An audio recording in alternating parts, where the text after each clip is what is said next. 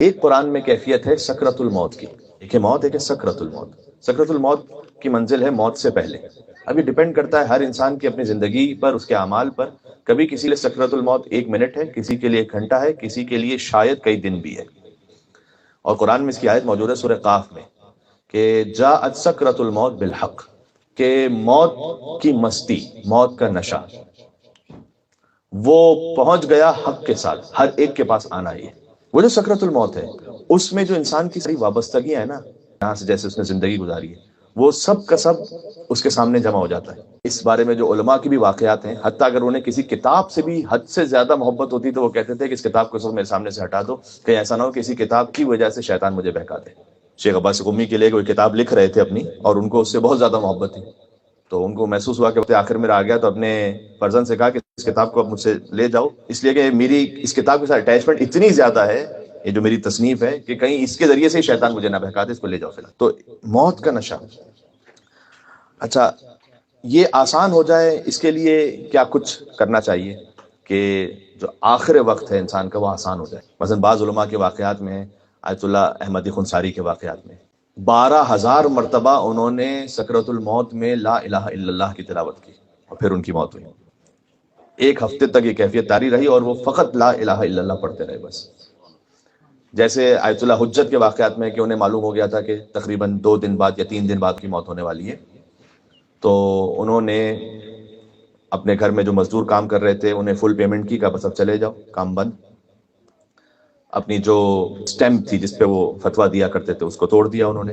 اپنی جو وجوہات شرعیہ، خمس اور دیگر فائنینسز جو ان کے پاس تھے وہ سپرد کر دیے آیت اللہ احمدی زنجانی کو، کہ جو اللہ شبیری زنجانی اس وقت بی بی معصومہ قم کے حرم میں نماز پڑھاتے ہیں، ان کے والد، ان کو سپرد کر دیے۔ جب موت کا وقت آیا تو ان کی بیٹی یہ کہتی ہیں کہ میں نے خاک شفا پانی میں ملا کر انہیں دی، تو انہوں نے پہلے منع کیا کہ مجھے کوئی غذا اس وقت نہیں لینی، تو کہتے میں نے ان سے کہا کہ یہ خاک شفا ہے قبر امام حسین السلام کی تربت، تو وہ انہوں نے لی اور فرمایا کہ آخر ذاتی تربت الحسین من الدنیا، کہ پروردگار تو گواہ رہنا کہ وہ جو آخری شے دنیا سے استعمال کی تھی وہ تربت امام حسین تھی، اور دنیا سے رخصت ہو گئے۔ کیا کیا جائے کہ یہ معاملہ آسان ہو ہمارے لیے؟ صادق علیہ محمد کا ایک فرمان آپ کو سناتا ہوں، اللہم صلی علی محمد وعلی محمد۔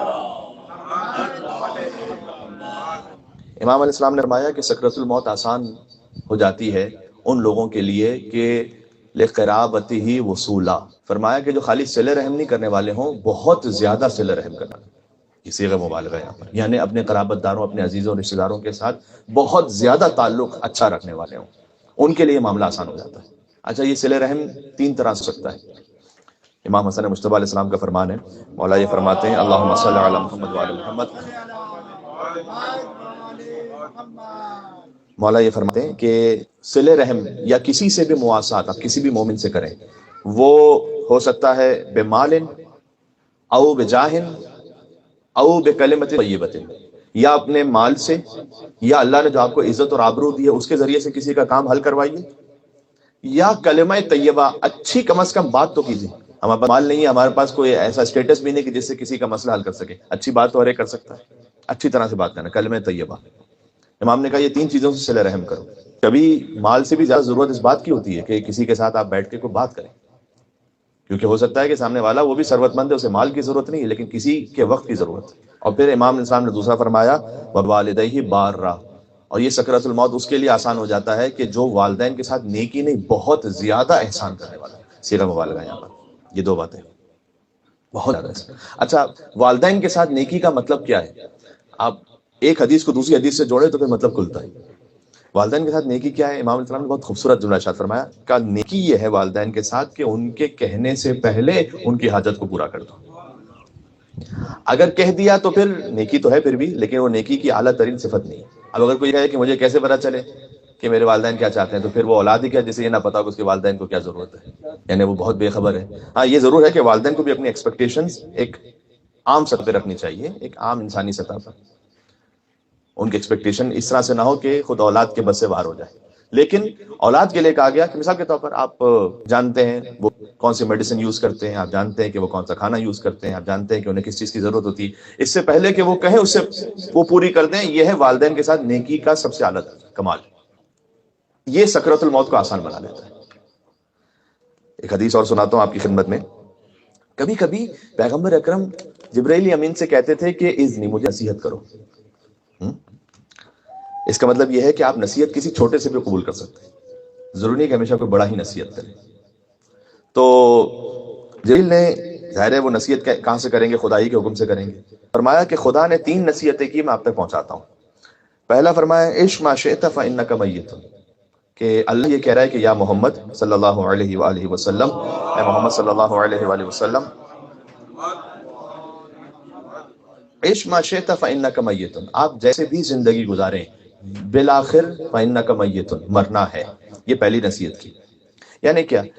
یعنی فقیر ہو، امیر ہو، شراب پیتا ہو، پانی پیتا ہو، مجھے کہنے دیں مثلا کلب جاتا ہو، مسجد جاتا ہو، مرنا تو ہر ایک نے. جیسے بھی زندگی گزارو مرنا ہے. ہولڈن میں بیٹھی ہے، لیمبورگینی میں بیٹھی ہے، مرنا ہے. انک میت، پہلی نصیحت یہ ہے کہ مرنا ہر ایک نے. جو خدائی کا دعویٰ کرتے تھے وہ بھی مر گئے.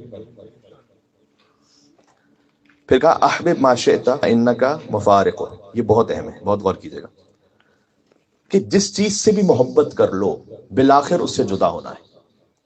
ایک ایکٹیویٹی بسا اوقات کروائی جاتی ہے، میں اس کو دینی حوالے سے اس وقت پیش کر رہا ہوں آپ کے سامنے، کہ اس وقت خیر پین پیپر تو نہیں سب کے پاس کہ کوئی لکھ سکے، لیکن آپ اپنے دل میں سوچئے کہ آپ کی اس وقت محبوب ترین ہستی کون ہے.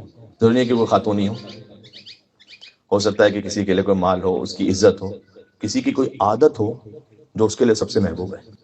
فَإِنَّكَ مُفَارِقُ، جو بھی آپ کا محبوب ترین ہے اس سے جدا ہونا ہے آپ. پھر فرمایا وَعْمَلْ مَا شِئْتَ، اور کچھ بھی آپ عمل کیجئے، فَإِنَّكَ لَاقِي، آپ اسی عمل سے ملاقات کریں گے، خود اس عمل سے ملاقات کریں گے. سبحان اللہ. اس عمل سے کیسے ملاقات کریں گے؟ سکرۃ الموت کی بات ہو رہی ہے.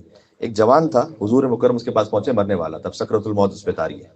حضور نے اسے کہا کہ لا الہ الا اللہ، نہیں کہہ پا رہا، نہیں کہہ رہا لا الہ الا اللہ.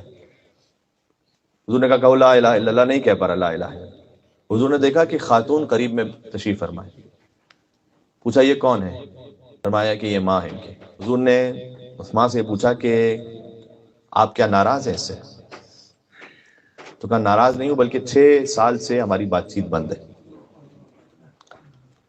حضور مکرم نے کہا کہ میں آپ سے درخواست کرتا ہوں کہ آپ اسے معاف کر دیں، کیونکہ اس کی زبان پر اس وجہ سے لا الہ الا اللہ نہیں آ پا رہا ہے. یہ وہ نصیحت تھی جو اللہ تعالیٰ نے کی تھی کہ جو عمل کر لو گے اسے خود دیکھو گے اپنے سامنے، اس سے تو ملاقات کرو گے. تو اس خاتون نے کہا کہ یا رسول اللہ آپ کا حکم آیا، نے معاف کیا. تو حضور پھر اس کے پاس گئے، کہا لا الہ الا اللہ. تو اس نے کہا لا الہ الا اللہ. اس کے بعد حضور نے کہا کیا دیکھ رہے ہو؟ اس نے کہا کہ میں اب بھی اپنے اطراف میں کچھ سیاہ تصویروں کو اور سیاہ ایسی مخلوقات کو دے رہا ہوں جس سے مجھے خوف آ رہا ہے. حضور نے کہا کہ یہ پڑھو یا من یقبل الیسیر ویعفو عن الکثیر اقبل منی الیسیر واعف عن الکثیر انک انت الغفور الرحیم. اے وہ کہ جو تھوڑے کو قبول کر لیتا ہے، کثیر کو معاف کر دیتا ہے، میرے تھوڑے کو قبول کر لے اور میرے کثیر کو معاف کر دے، کہ تو بہت ہی زیادہ مہربان اور رحم کرنے والا اور معاف کرنے والا ہے. اس نے کہا یا رسول اللہ، جیسے اس نے یہ کہا کہ اب وہ جو صورتیں تھیں وہ چلی گئی، نورانی صورتیں اب آ گئی. ہم اپنے عمل سے ملاقات کریں گے انشاءاللہ. ہمارا سکرۃ الموت کا معاملہ اچھی طرح سے گزرے، اہل بیت علیہ السلام سے ملاقات ہو. اس وقت مل کے صلوات دیتے محمد اللہم صلی علی محمد وعلی محمد.